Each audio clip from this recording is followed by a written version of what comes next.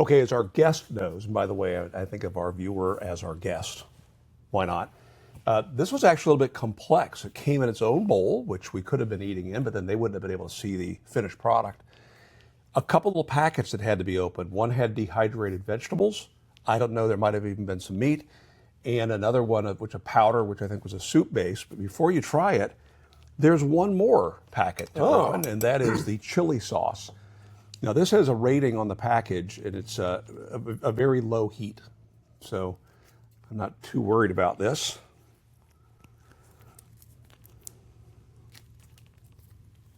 Oh, it's a more of a paste than a sauce. Interesting. All right, I'm not going to use the whole. Maybe we should check the expiration date on that. It smells good. You know, it it smelled to me like a seafood soup, Okay. which doesn't mean that it has seafood because it's obviously chicken. But some of the seasonings are probably more of your seafood type seasonings, like you get in an Old Bay. We had some coffee beans recently that had just a hint of tuna. So who knows? All right, you diving in? I'm still getting the seafood, the Old Bay. I'm going just soup base. Oh, that's very different. I didn't expect that. With everything that got mixed in, I expected that to be stronger. There is some chicken. It's soupier than the other ramen. Oh, I just got heat that time. It's not soupy sales, but it's soupier. And depending upon the demographic of our audience, you may not know who that is. Soupy Sales, a comedian who's been dead 40 years now. I'm not sure I know who that is. Was he even a comedian? I know he was on Hollywood Squares a lot. He was discovered at the Varsity in Atlanta, Georgia. The restaurant? Mm-hmm. As a waiter? Yeah. All right, so the soup base, it's watery, broth-like. But boy, it's got some packs a bit of a punch to it. I like that. And I'm going with the fork for the noodles. What are you picking up? This is not as spicy as our previous ramen. No, it's not. The garlic parmesan wing ramen.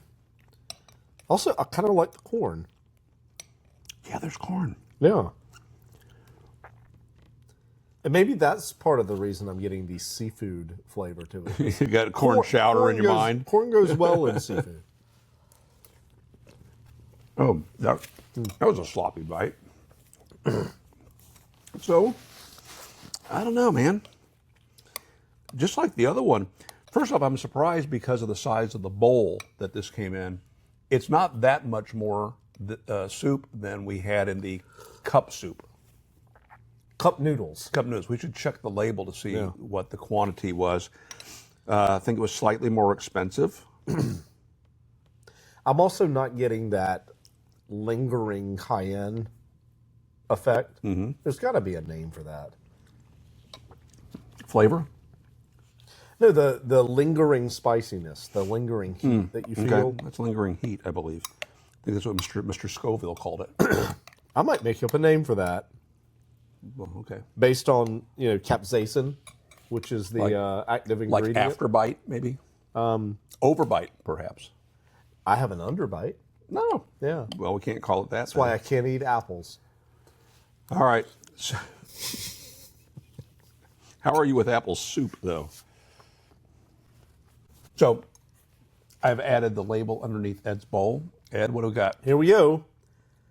Chicken flavor, hot and spicy, from Nissan. I argue against this. Which part of that? All of it. Okay. I don't get a chicken flavor. As I mentioned earlier, I'm picking up a seafood flavor. Interesting. It is neither hot nor spicy, although they do accurately only give it one pepper. They do. And then that's false advertising, that lime right there, because I'm picking up absolutely no lime flavor whatsoever. I could get some lime in there, maybe some citric acid. You might also notice that I've switched over to a fork, merely to eat the noodles. Which you're against, fundamentally against.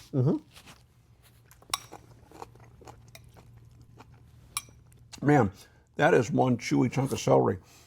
We microwaved this to the proper time, and then we microwaved a little bit longer because it didn't seem to totally rehydrate. And I'm finding that the noodles still appear to need more time, and that piece of celery needed more time. Yeah. The herbs are aromatic. I like that. All right, we'll piece all that in. Okay, I got some lime. And I wasn't looking for it. So Yeah. This is not the lime you're looking for? I notice on the label it says there's no added MSG, so all the naturally occurring MSG is in there. How do you feel about the MSG conspiracy, Scott? I have no problem with MSG. I I know of one hypochondriac family member who believes it's in everything, even when it's not. And there have been times, not on purpose, mind you, times that I know that they've consumed it in food that we prepared, and there was no comment about it. So I recall a recipe that my mother and father made, which called for adding MSG. accent. Yeah, and it led to the umami of the of the food, the toothsomeness of the food. Oh, we're back to toothsomeness, are we? I like. All right, let's give an opinion. Scale of 1 to 5 spoons, Ed. What do you think? 2. It's splattering everywhere. It's good. No, it's better than a 2.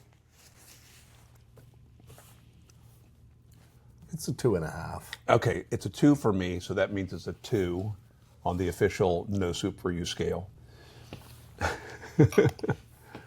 All right, it's been fun. Make it a great day.